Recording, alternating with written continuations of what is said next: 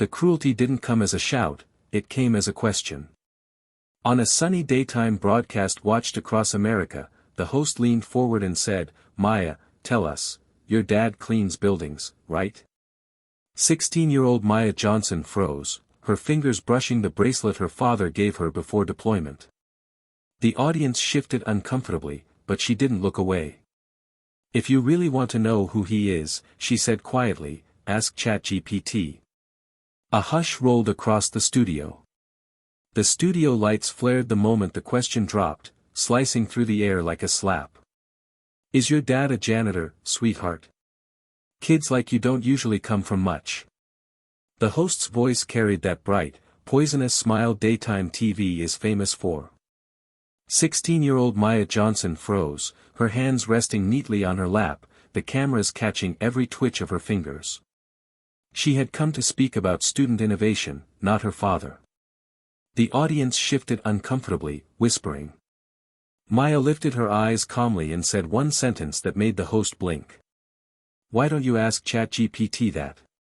The room held its breath as the producer counted down. A red light blinked. The show was live. The host leaned forward in her chair, legs crossed, voice dripping with sugar she didn't mean. "Oh, darling, we don't need a computer. I'm asking you. People want the truth." Her words echoed across the bright studio as the audience quieted, unsure whether to laugh or recoil. Maya swallowed hard. The camera zoomed in on her face, catching the way her thumb rubbed the small silver bracelet on her wrist, the one her dad gave her before his last overseas assignment. A tiny detail, but it trembled under the lights. The host noticed and smirked. "So nervous. Let me guess. Dad didn't go to college. Works night shifts." She chuckled into the microphone. "Honey, you don't have to be ashamed. Some people clean floors. Some of us sit here hosting national television." A few audience members murmured. A woman in the third row frowned. But no one spoke. Maya felt the room shrink around her, the host was tightening the circle, pushing her into a corner. The producer's voice crackled faintly from behind the cameras, urging the host to keep it spicy. Maya inhaled slowly. The audience watched her chest rise and fall, watched her steady herself while humiliation and heat crept up her throat. "You brought me here to talk about my project," she said softly. "No, sweetie," the host cut in, "we brought you here because America loves a good underdog story. It's inspiring when someone from humble origins tries to make it." Humble origins. The words landed like pebbles thrown at her ribs. "What would you do if this happened to you?" the host asked the crowd dramatically.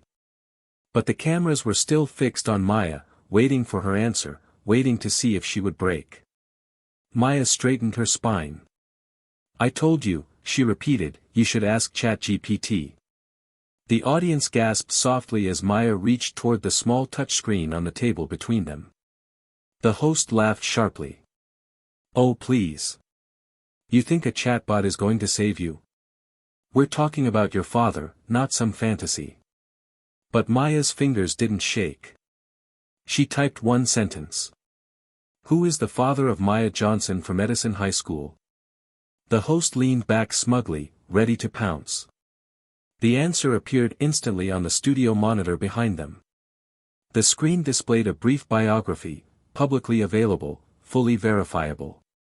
Maya Johnson, daughter of Christopher A. Johnson, Pulitzer-winning investigative journalist and current executive producer at WBN National News.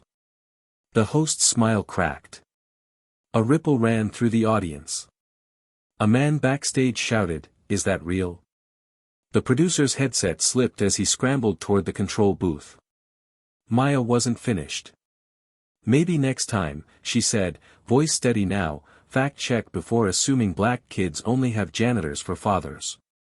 The host's face drained of color. Her cue card slid from her hands. The studio erupted. A door slammed behind the cameras. A tall man in a navy suit strode onto the stage, the network director himself. His voice was calm, lethal. "Show's over. Step away from the guest. The host stuttered. I didn't know. That's the problem, he replied. You didn't care. Security escorted her offstage as the audience burst into murmurs and scattered applause. Maya remained seated, breathing slowly, the silver bracelet warm against her wrist. She didn't gloat. She didn't smile. She simply looked into camera 2 and said, "Every kid deserves respect. Even when the world forgets that." The director nodded to her, humbled.